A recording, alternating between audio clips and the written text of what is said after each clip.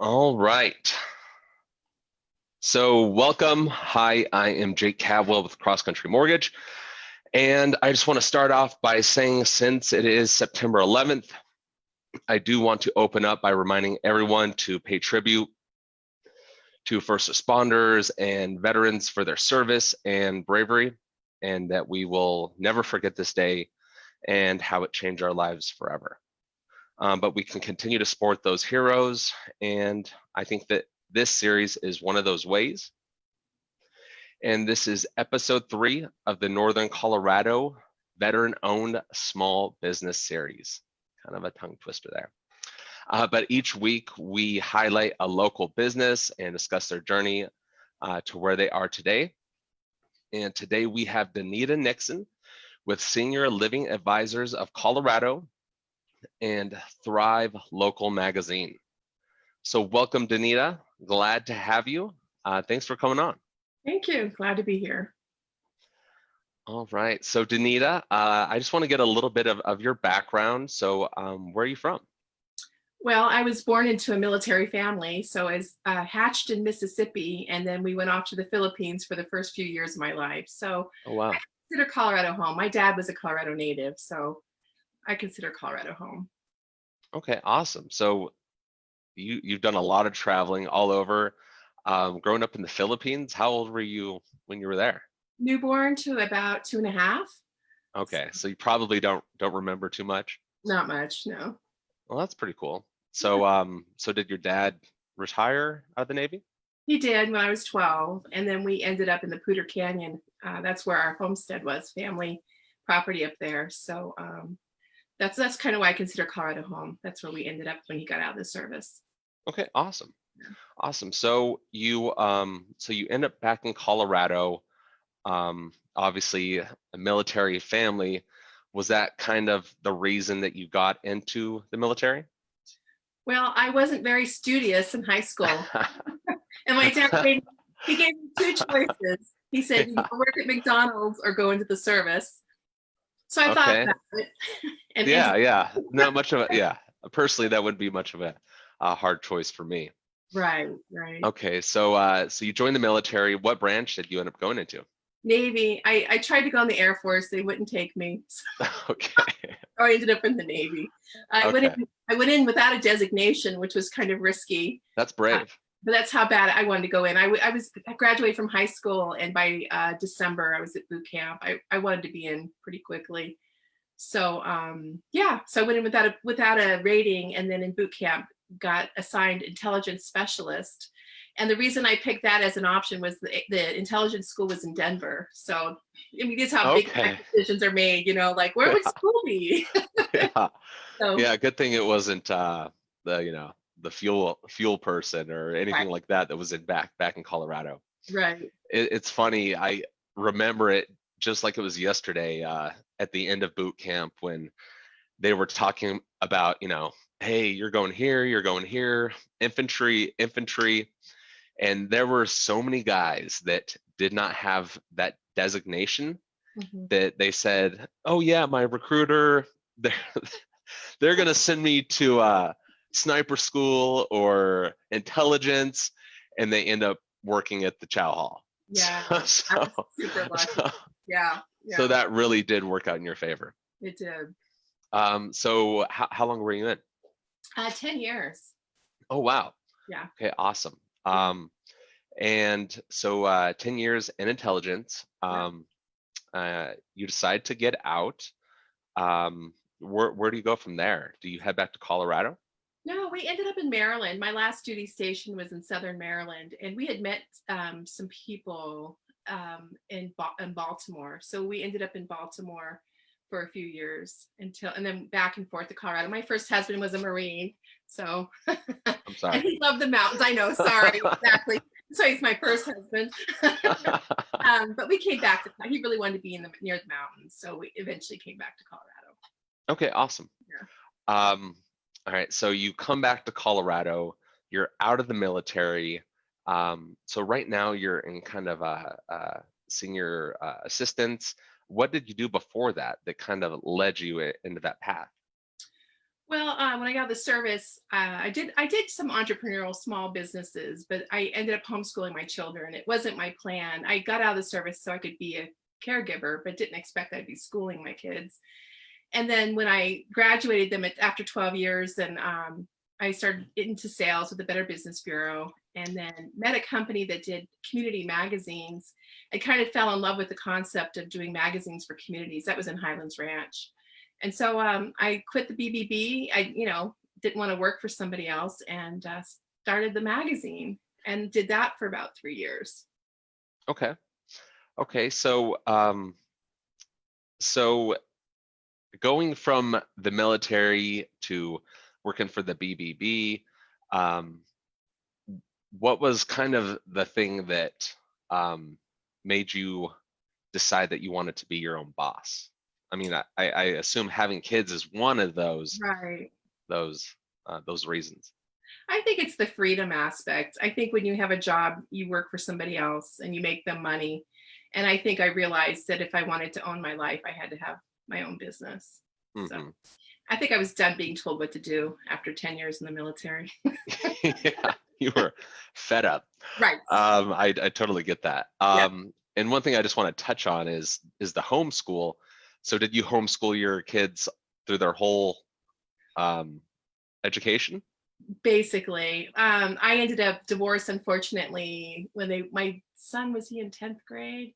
So it got a little sketchy the last couple of years because I was trying to earn a living and be a homeschooling mom. And Hmm. but in theory, yes, we got through 12 years. Okay. My daughter ended up getting her GED because she wasn't going to do the homeschooling anymore. But my son ended up with the homeschool diploma. So Okay. that was back before it was easy. No, it's not easy now, but Well, yeah, I was gonna say a lot of parents have now kind of felt your footsteps in that realm, and I think some people are made for that, and some people are not.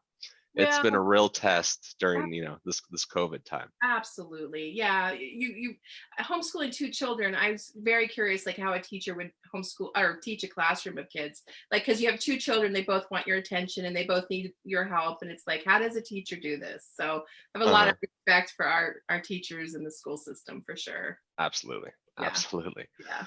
Um, so you so you decide you want to be your own boss. You start the magazine, um, and that was down in Highlands Ranch. Yes, it was. Yeah. All right. So you sold the magazine. Um, what what what kind of led you into the senior world after that? Well, it was funny because I sold a magazine. I got rid of all my entrepreneurial stuff, like all my books, my briefcase, my dress clothes. I'm like, I'm done. I'm gonna have a Hmm. job. I'm gonna work for somebody else. And it Hmm. was I was working for an online placement company, senior placement company, and I was happy that I was gonna be able to work from home and help seniors all over the United States. And then I realized that it was kind of I didn't believe in how they were doing it. I didn't believe it was the best way to help families navigate transition.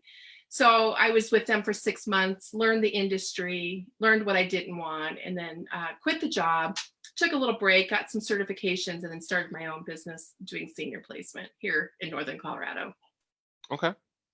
Um, so one thing that you mentioned with kind of quitting the entrepreneurial side of things and going to work for someone, you mentioned it was less stress, but you went back.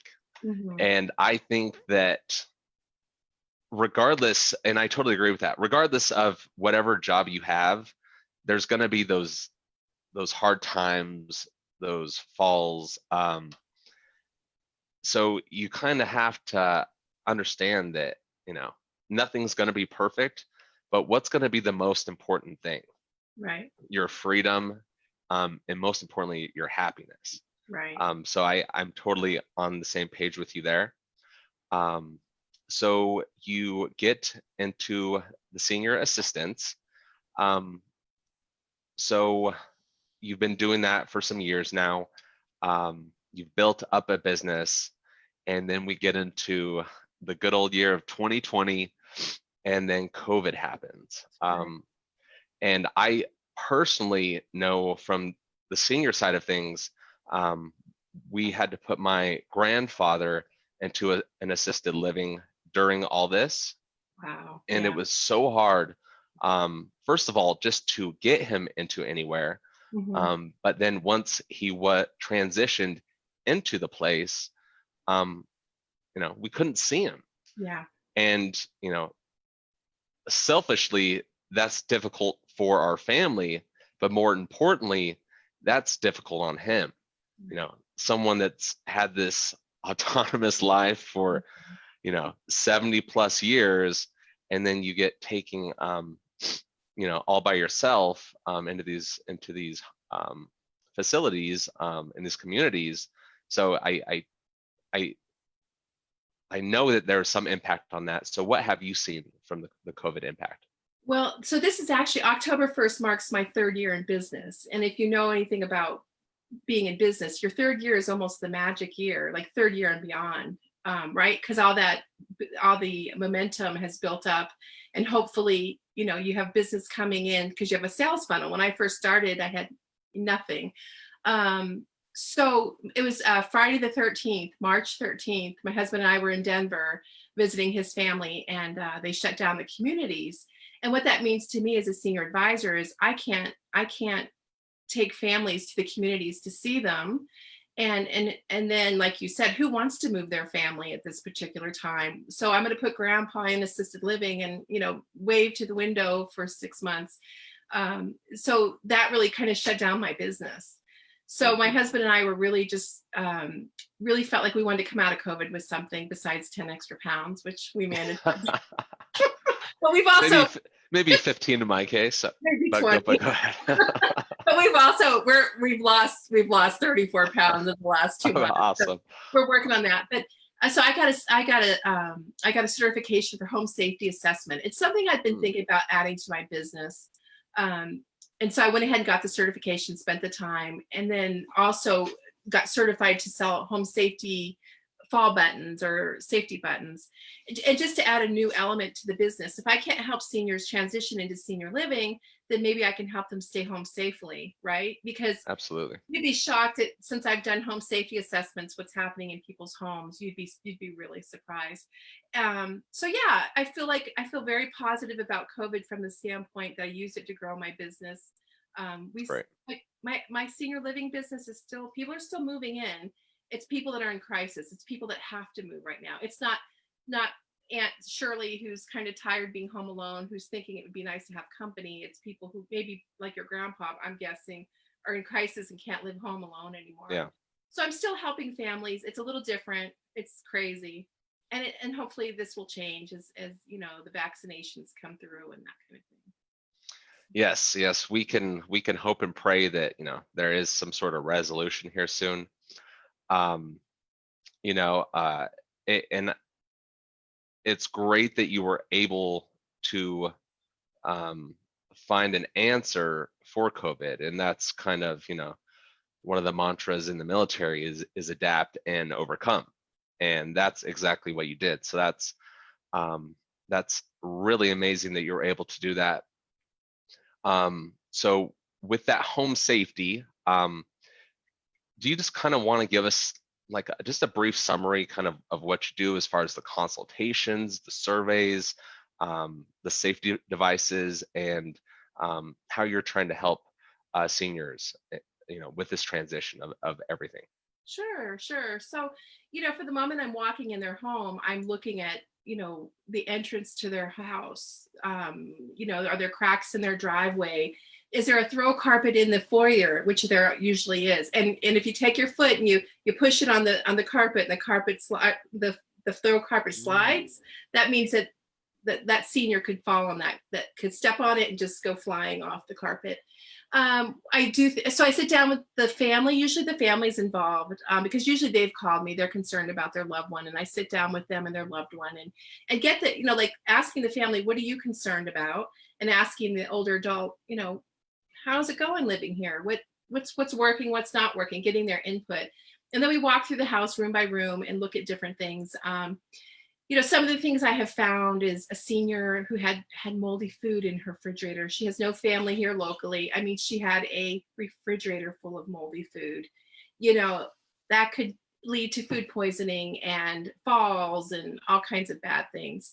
I had a 95-year-old lady who had no smoke detectors in her house. Now she had the device, the holders for the smoke detectors and the ceilings, but no smoke detectors. Like those are common sense things, right? Well, you would think. Or they've never changed the batteries. Or they took it down to change it, but never put it back up. This particular lady had a loved one who was in the fire department. I'm like, I'm shocked you're, I mean, I don't, maybe he doesn't live locally. So we walk through the house and I write up a report and give them some basic, everything from simple fixes like, let's get these carpets tacked down or off the floor. Let's clean out the refrigerator. Let's get the batteries changed. I mean, they sound like simple things, but the families are so concentrated on their loved one. They're not coming in and looking around. And to modifications in the bathroom, maybe fall bars or, shower stools and stuff like that. And then the safety button, boy, I hear stories of people laying on the floor for hours without getting help. And that just the thought of that is just makes your gut hurt. That's devastating. Yeah. And then the damage done to their body increases the longer they lay on the floor. And I meant to put my fall button on because I wear one. Because guess what? It's not just for older adults. A teenager, a 9-year-old could wear it. I wear mine out biking so that if something were to happen, I can push my button. It's GPS. It's not or cell towers rather, and GPS. So if I'm riding my bike and I fall or I get scared, I can push my button and get help. So that's the cool thing is the old safety devices relied on phone lines, either cell phone or a landline, and the one that we use doesn't. So okay, that's really cool. Yeah, I mean, I would have had no idea. I mean, everyone has seen those commercials from back in the day. Right. You don't think about the technology Right. that comes with those things. Yeah. One thing that you said that kind of caught my attention was that when a family member goes into the home, they don't notice those sort of things. And, that's almost the same with anything. When on your drive home, you zone out because it's the same thing. When you go into a family member's home, you zone out because it's the same old thing. So it's great to have a third party come in and take a look and think about those things that no one else has. And I think additionally, a third party is really important with a transition to a senior community, because we all know that is such a difficult conversation, and the actual transition of it can be very taxing, on your emotions, and so to have a mutual third party to look out for everyone's interests, I think is very important. And frankly, I didn't know that this really existed before a few months ago. So I think it's great that we are getting the word out there, because especially during these times when we're so distant, it's great to have someone help coordinate and let the whole party of this transition understand the implications of everything. So I think it's awesome work that you're doing. Thank you. Well, it's interesting when people call me, and even through COVID, I get calls, and it's usually a daughter or a daughter-in-law. Sometimes it's the guys, but most of the time it's a female in the family. It's just the way it is, and she's stressed out and she's worried, and we have a conversation. And usually at the end of it, she said, "I feel so much better," because they know they have an advocate. They have somebody that has information. So that's what's super cool about what I do is I get to help people, just navigate what's I get to be the calm in the storm. You know what I mean? Mm-hmm. And that's super cool. I'm not affecting that. I don't feel the emotions that they feel. I just come in and I'm like, this is what we need. Yeah. Yeah, I try to do that with mortgages too, right. Try to keep everyone calm, understand the process, because it's not something you do a lot of times throughout your life. So I totally get that. You get to be that guy. That's super cool. Yes, yeah. Sometimes it's cool. So you built up this business. it sounds like you've got a lot of great things going on. As far as what you've gotten out of the military, especially growing up around it, but being in it yourself, what are some of the traits that you think that kind of have helped you in your success? Well, I think one thing in the military, I think I chose from the beginning to I don't know, the word is excellence, to strive for excellence. Like that was one of my things. There's plenty of people in the military who don't choose that route, right? Hmm. You know Oh those yeah, guys. yeah, Yeah. absolutely, yeah. And so I Yeah, was, sailor of the month, and I was always working to my fullest potential. And so I think I brought that into the civilian world as well, is that yeah, yeah, I've worked to my potential. What I learned in the military is I can do anything I put my mind to. Being in naval intelligence, I had to do photo imagery interpretation, which is seeing shadows of submarines and ships and identify them from their silhouettes. Like I couldn't, when I got divorced, I couldn't tell you what kind of car I drove, right? Because that seems like a guy thing, right? Like you could look at a yeah. car and go, "Oh, that's a Corvette." Yeah, Whatever. yeah, yeah. It's So got learn wheels, yeah. Well, yeah. So for me, in the military, learning things like photo, like being able to identify things from their silhouette, that was way beyond my personal capacity. So I really learned that anything I could put my mind to, I could do, which is a pretty cool thing to learn. No, I love what you said about that. Having pride, that's definitely a trait that an entrepreneur needs. You need to be proud of the work that you're doing, because if you're not proud of it, you're not going to show it to your clients or customers. Yeah. So having pride and faith in your product or service is very important. Additionally, basic confidence. If you don't think you can do it, then you're not going to do it. Right. If you think that you can do it, you still might not do it, but you need to be able to have the bravery to, attack those goals and know that if it doesn't work out, you can trust in yourself that you'll be successful in one way or another. So I totally agree with you on that. Um, Other than that, is there anything else that you want to add with your business? I would encourage people to find a mentor, or a friend. I have one friend, we geek out over like software and marketing. I can call her, or even we just call each other on good days and bad days. She's an entrepreneur as well. And so it doesn't have to be a mentor, like necessarily somebody, I don't know, it's just good to have someone who believes in you, who's maybe doing the same thing, that you Hmm. can call and share your wins and share your frustrations. We don't complain with each other for long. We usually complain for a second, then we're like, Yeah, "Ah." yeah. How can we fix it?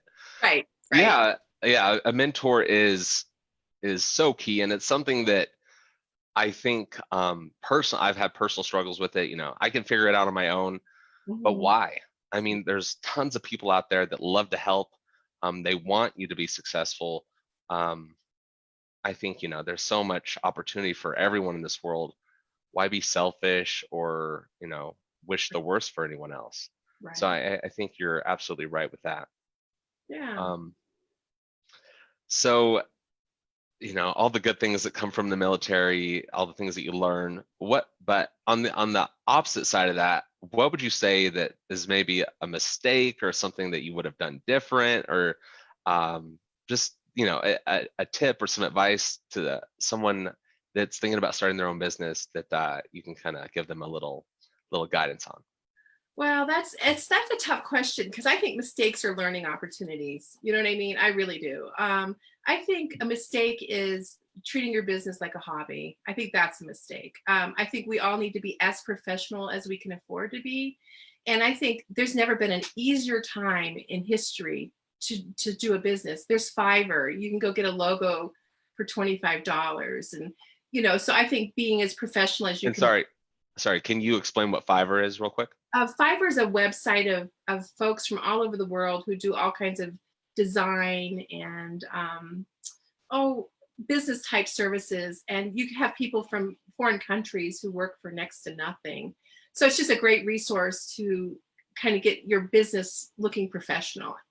getting a logo. Especially when you start out and Right. the funds may not all be there. Yeah, that's a great resource. Absolutely. Yeah. And I bootstrapped my businesses. I would encourage people, don't get a partner. This is just me. Anybody I've heard that's gotten a partner has regretted it. My husband, he helps me with my business, but I'm still in charge. He's not You're the real boss. Yeah, I'm the boss. I make the decisions. And then CEO.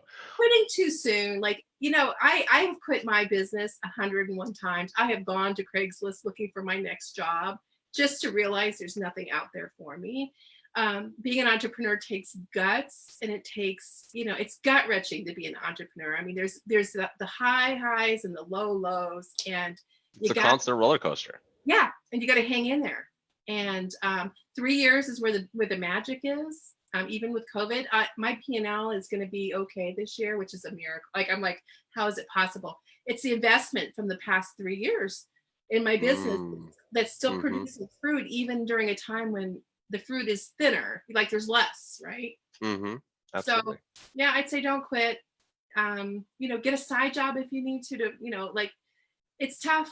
It's tough, but it's, if you really want it, you can have it. All right. Yeah. Well, I think those are great words to end on. That this has been awesome. So thank you for your time. And once again, she is Danita Nixon. We have Senior Living Advisors of Colorado and Thrive Local Magazine. You can find her on social media, on Facebook. So please look her up and reach out if you have any family needs that she can help out with. So once again, thank you, Danita. Thank you. All right. You have a wonderful day. You too. Thanks. Bye-bye.